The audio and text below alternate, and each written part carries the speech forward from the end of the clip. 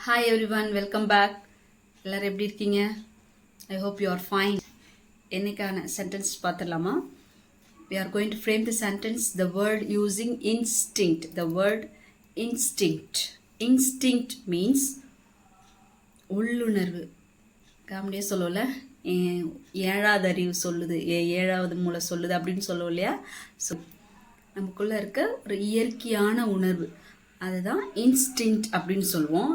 இந்த வேர்டை வச்சு நம்ம சென்டென்ஸ் பார்க்கலாம். Act according to your instinct. Act according to your instinct. உள்ளுணர்வு என்ன சொல்லுதோ அதன்படி செயல்படு. Act according to your instinct. Second sentence, my instinct says never give அப்.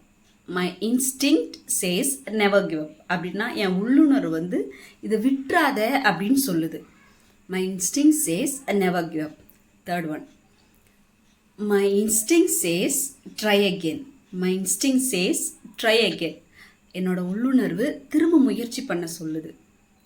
பிடிச்சிருந்தா லைக் பண்ணுங்கள், சப்ஸ்கிரைப் பண்ணுங்கள், மறக்காமல் ஃபாலோ பண்ணிடுங்க. பாய்.